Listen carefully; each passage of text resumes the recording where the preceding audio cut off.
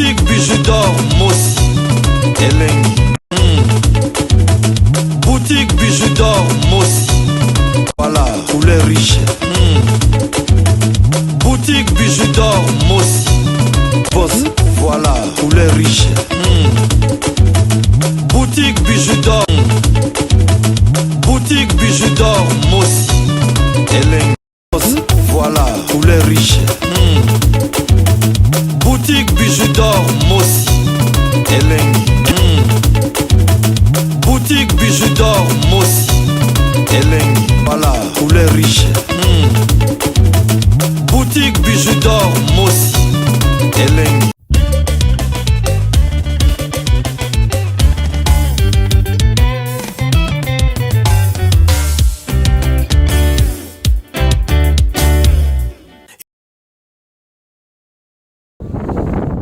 Lelo naza na kati ya Ivry sur scène avec ma compatriote na ngai na ye pour un problème ndeko botelemi liboso pour un problème nini botelemi liboso pour un problème ya vie acha movoto acha movoto sali nini vie acha movoto fandi na ndako na ye na foyer toujours louer na foyer na ye oui toujours louer na foyer na ye toujours louer 250 € chaque fin du mois. D'accord. Na 250 € chaque fin du mois tu peux ça ra mbongo or que vie acha futara na mbongo te.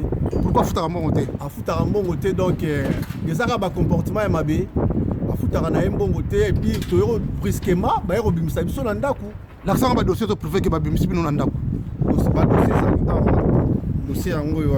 L'accent dossier huissier yango yo. Dossier huissier. Dossier huissier yango yo. Bon dossier huissier. Tena ba rabino ke bato ya kala papa mbabebisa bongo ndimelanga te acha yeyo mukanda yango l'accent ngai aza nyongo combien na foyer bozo vendre. Azana nyongo ya 3000 non il y a 2985 €. Donc c'est quoi ndeko yo okoloba nini na comportement ya acha movoto mais ba comportement wana na regretaki nango makasi na ndenge ke bango basa bato baya poto déjà kala mais okuti baleki olo encadrer baleki mais ozwaka bambongo baleki oliaka nango futaka ndako tali baye otya baleki libanda na regrete makasi yango nasengaki ke nafutana na archevêque Lobobo lokola lobelaka biso likambo ya zéro fainéant donc akota likambo oyoyo mpona bino bavie boya poto kala ya esprit mabe botika baje bosalaka mpona biso bato toye poto sika eloo nalinga nalobaka yango wana. D'accord nayoki yo siko acha lekaka na télévision mpona combattre zéro fainéant pendant que bino boza bato boye oyo biso tobenga toute gare boye lelo mpona kolakisa ke bino boza ba génération Lobobo bato balinga mosala conseil nini okopesa na grand frère na yo acha movoto vis-à-vis ya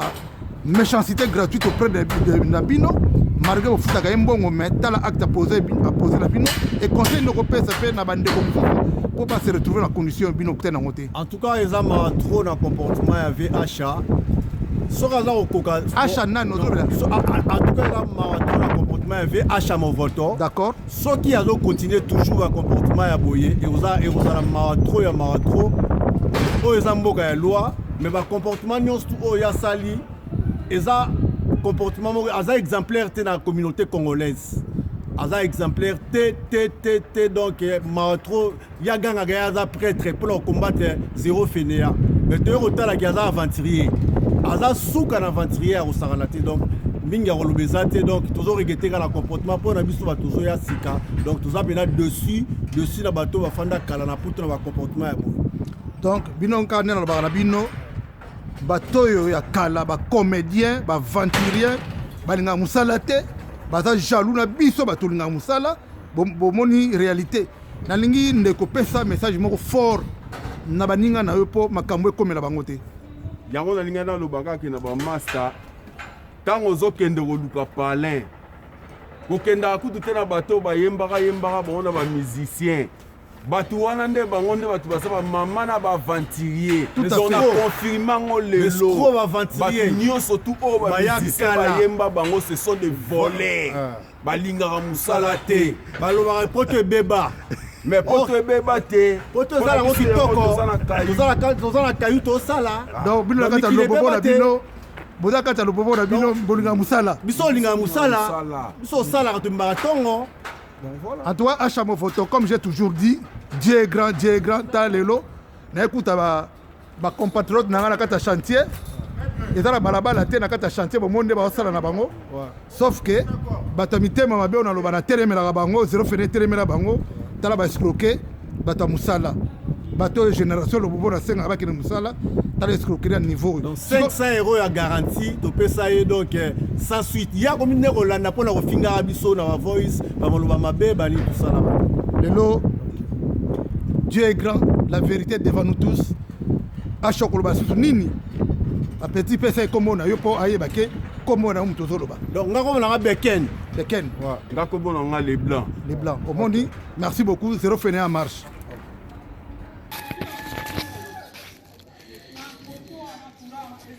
Salut, j'espère que vous allez bien. En fait, c'est plus pour le diaspora. C'est donc qu'ils veulent passer leur séjour ici à Kinshasa. Alors pour tous vos déplacements, il y a une voiture à louer qui est là, marque Hyundai. La voiture elle est confortable, donc climatisée et tout. Donc la voiture répond vraiment aux normes. Alors pour tout contact, veuillez contacter Bidor TV au numéro qui suit, plus 49 17 85 52 23 11. Donc je réponds pour une meilleure compréhension. Plus 49 17 85 52 23 11. Donc la voiture elle est là, marque Hyundai. Donc voilà. Donc ici nous sommes à Kinshasa. Donc pour tous les diasporas, pendant tous vos séjours à Kinshasa, voilà la voiture elle est là pour vos déplacements et tout. Donc partout où vous voulez y aller, la voiture elle est là. Donc vraiment. Veuillez contacter Bidor TV et vous ne serez pas déçus. Merci et bye.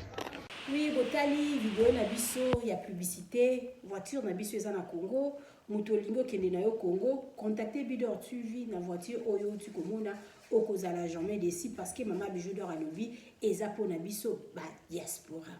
Maman Bijou d'or na besoin ya ba partenaire.